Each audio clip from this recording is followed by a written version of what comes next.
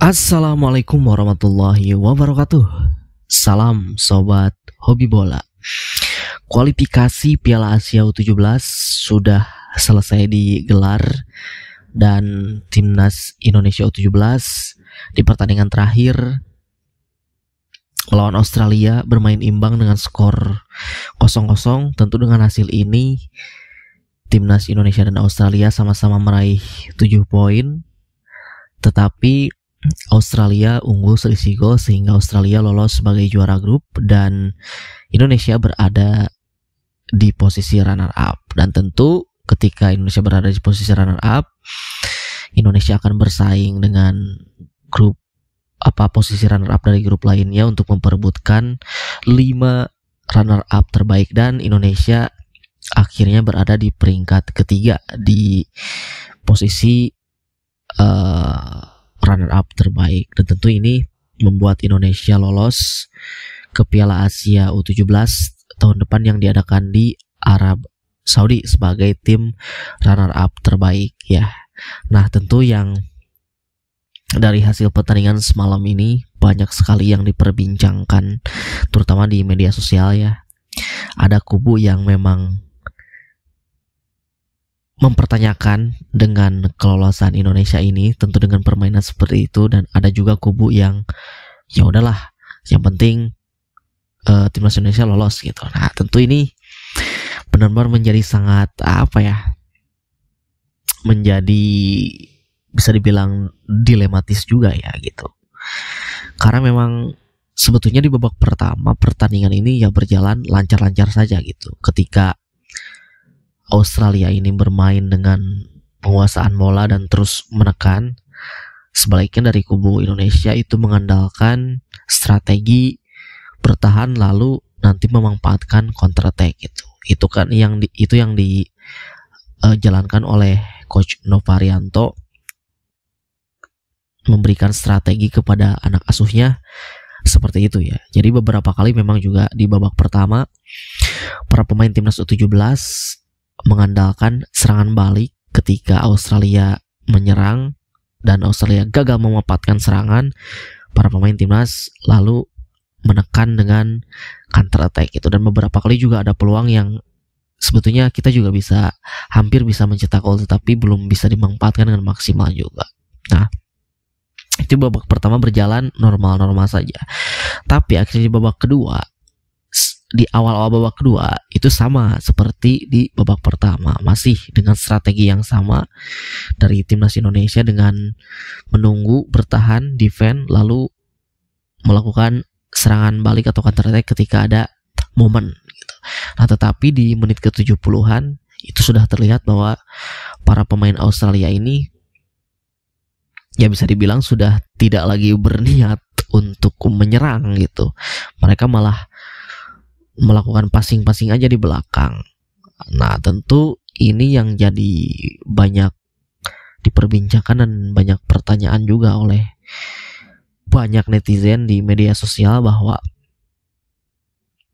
ketika Australia bermain sudah tidak ada niatan bermain gitu, dan ya bisa dibilang mereka ingin mencari aman gitu. Nah, di kubu Indonesia pun banyak yang mempertanyakan kenapa timnas Indonesia tidak melakukan pressing gitu. Kenapa timnas Indonesia ya bisa dibilang sama saja seperti Australia gitu, mencari aman. Ya tentu ini juga sudah dikonfirmasi langsung oleh Coach Novarianto bahwa Coach Nova juga sebagai pelatih dia juga mengatakan ya kepada media, dia juga merasa malu tentu dengan kejadian di lapangan seperti itu. Tetapi dia juga punya alasan bahwa yang pertama tentu ini juga target yang harus dicapai oleh timnas U17 untuk bisa lolos ke Piala Asia dari PSSI. Dan bahkan ada juga yang mengatakan ya mungkin juga ini sumbernya dari orang dari bagian dari timnas U17 juga ya, ada mengatakan, beberapa media juga mengatakan bahwa ya strategi yang dibawakan oleh Coach Nova ini defend dengan counter attack itu mereka sudah merencanakan dari beberapa bulan sebelumnya gitu, dari tahap persiapan ketika Indonesia sudah tergabung di grup G dan akan berhadapan dengan Australia, karena memang sebelumnya sudah bertemu di Piala AFF U16 ya. Ketika itu bisa dibilang timnas di Piala AFF melawan Australia di babak semifinal bermain dengan terbuka, bahkan kehilangan satu pemain saat itu. Dengan 10 pemain, timnas U16 tetap bermain terbuka, tetap bermain menyerang, tetapi ya hasilnya kita kalah dengan skor 5-3 ya saat itu. Nah, tentunya pastinya pelatih mengevaluasi itu, dan tentu ketika bertemu lagi dengan Australia, yang mereka menggunakan strategi defend dan counter attack. Nah, itu juga alasan dari Coach Noparianto kenapa tidak melakukan pressing ketika saat Australia dalam tanda kutip sudah tidak ada niatan untuk bermain, ya karena beresiko juga gitu ketika para pemain untuk mencoba mempressing Australia, karena memang strategi dari awal itu Coach Nopa yaitu defend dan counter attack, dan tidak ada plan B lain, karena kalau misalkan dengan merubah strategi itu beresiko juga melawan tim sekelas Australia ini gitu ya. Jadi ya sebetulnya alasan dari pelatih ini juga ya oke lah, bisa diterima gitu, tetapi kita tidak membenarkan juga dengan permainan seperti itu, karena ini adalah kelompok usia, kelompok yang benar-benar harus dibina untuk lebih matang lagi ketika dia berada di senior. Jadi ketika di masih jenjang kelompok usia itu harus benar-benar diajarkan sepak bola yang benar gitu. Jangan sampai diajarkan dengan sepak bola yang bisa dikatakan negatif ya, atau dalam tanda kutip dengan kata tidak fair play ya. Itu yang banyak diperbincangkan di medsos gitu.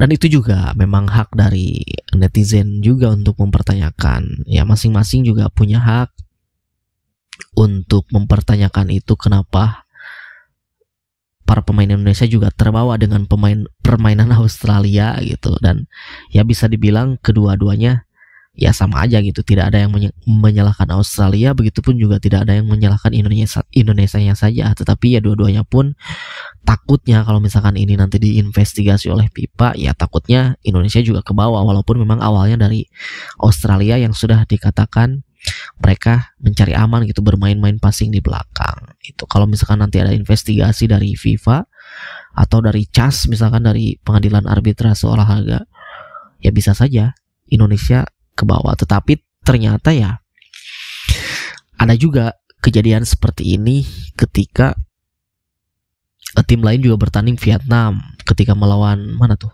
Yaman ya kalau tidak salah. Lalu juga ketika Piala AFF 19 tahun 2022 ya kalau tidak salah, saat itu Sintayong yang angkatannya Marcelino juga ketika timnas Indonesia saat itu tidak lolos dan Vietnam sama Thailand bermain mencari aman juga. Nah itu juga bisa jadi patokan juga sebetulnya, tetapi ya bukan berarti membandingkan juga, yaitu lagi-lagi kita tidak membenarkan hal itu. Begitupun juga dengan di timnas futsal saat itu ketika Indonesia berhadapan dengan Jepang. Saat itu Sauki Saud ya kalau tidak salah, Sauki Saud ketika Indonesia mendapatkan kesempatan untuk melakukan counter attack, serangan balik, dan Sauki Saud sebetulnya sudah bisa one on one dengan kiper dari Jepang. Kalau misalkan dia sudah punya kesempatan untuk shooting, mungkin ya ini kesempatannya Indonesia dalam posisi tertinggal gitu keadaannya dan bisa menyamakan kedudukan saat itu. Tetapi karena saat itu ada pemain Jepang yang jatuh, tapi Sauki Saud lebih memilih untuk menendang bola keluar lapangan gitu. Nah itu dinilai fair play oleh sebagian netizen, tapi oleh sebagian netizen lain itu bahkan dibilang apa sih fair play gitu, bahkan dihujat juga gitu. Nah itu yang menjadi dilematis ya.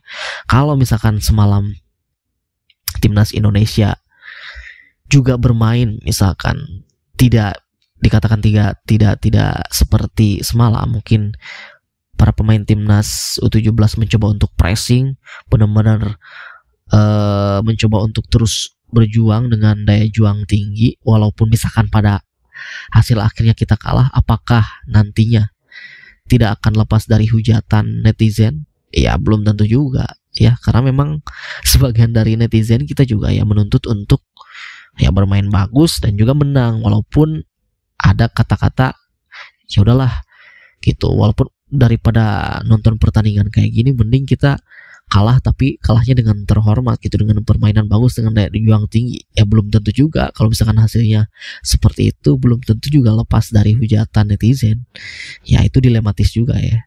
Tapi tentu ini saya pribadi juga tidak membenarkan timnas Indonesia bermain seperti itu, karena ya itu tadi poinnya ya. Ini kelompok umur benar-benar harus diajarkan sepak bola yang benar, jangan diajarkan sepak bola yang tidak baik atau apa negatif gitu ya. Jadi tentu Coach Nova nanti ketika di Piala Asia tahun depan jangan sampai kejadian ini terulang lagi gitu ya. Kalau misalkan dibilang siapa yang harus bertanggung jawab dari keadaan ini, ya tentu AFC ya. Kenapa AFC? Ya karena memang pertandingan kualifikasi seperti ini tuh benar-benar sistemnya harus dirubah.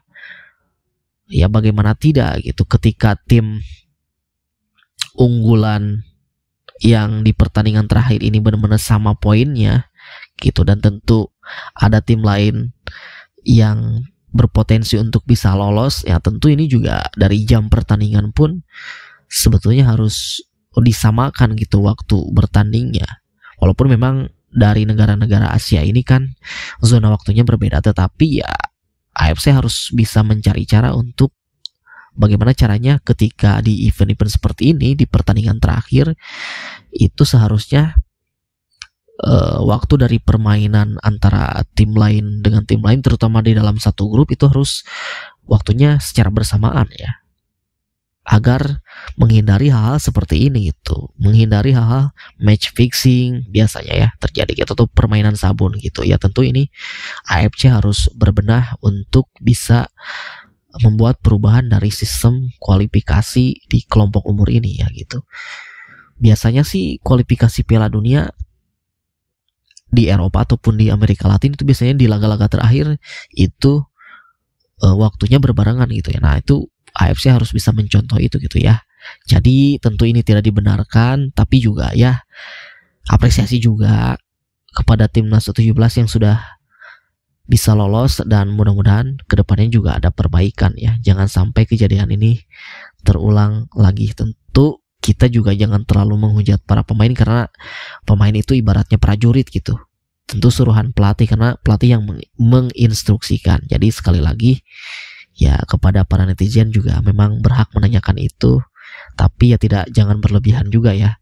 Semoga kedepannya ada perbaikan, entah itu dari AFC, dari federasi, dan juga dari pelatihnya. Mungkin itu saja dari saya. Sekian, terima kasih, sampai jumpa lagi di video selanjutnya.